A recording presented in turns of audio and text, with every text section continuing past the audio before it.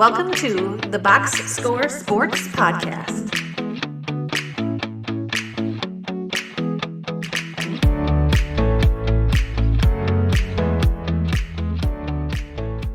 Okay, you got another loser? My last one is what we kind of talked about a little bit, just like mid-tier players getting squeezed.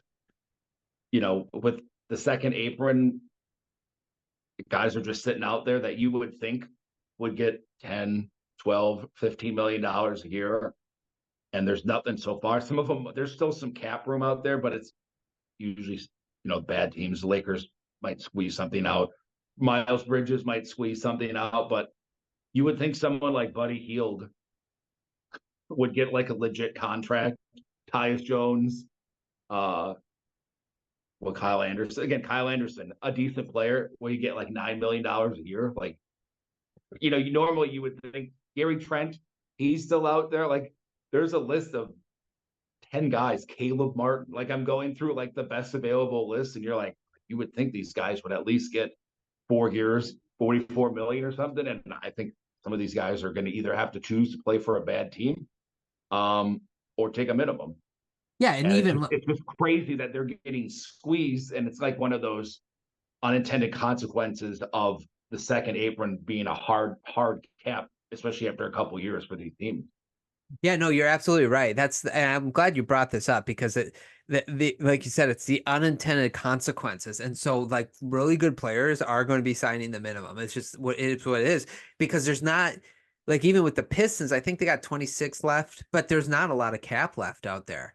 And there's still teams that are trying to trade contracts. Like the Nets are trying to trade Ben Simmons. We talked about the Bulls. They're trying to trade their contracts. So, and they're willing to attach assets. So, like for instance, like if the Pistons could take on Ben Simmons' expiring contract and get a first round pick with it, as a Piston fan, I would rather have that than sign Gary Trent Jr. and Malik Beasley for 13 each. You know what I'm saying? Like, I'd rather do that. So, and I'm sure GMs would rather do that as well because that's what it works. So I'm with you. I think there's going to be like we talked about there's some interest between the Milwaukee Bucks and the and Gary Trent Jr., which would be a great signing for the Bucks.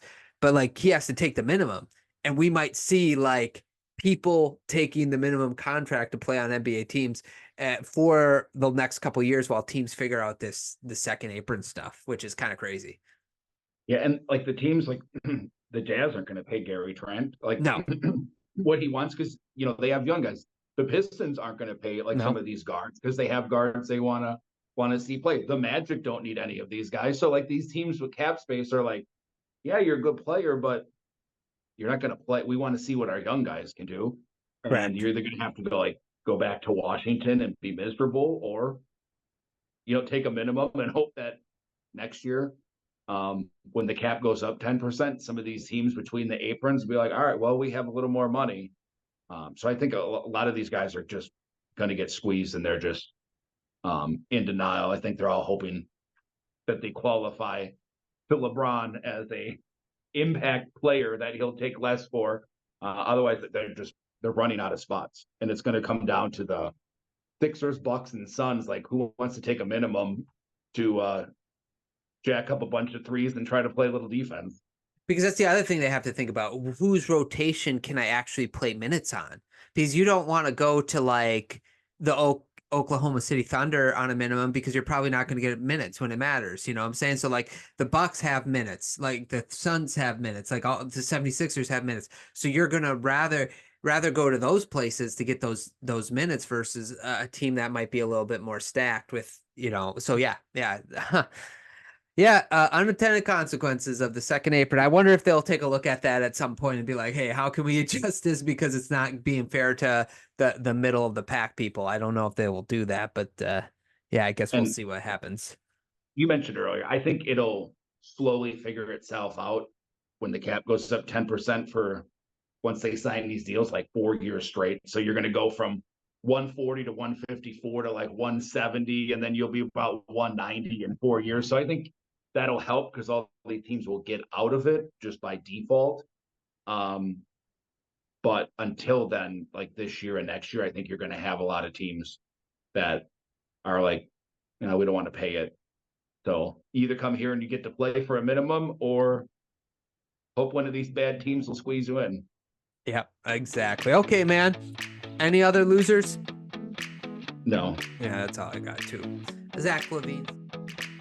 Thanks so much for watching this clip of the Box Score Sports Podcast. I hope you guys enjoyed. If you haven't yet, please subscribe to our channel. Follow us on Instagram and Twitter or X. And we'll talk to you guys real soon. See ya.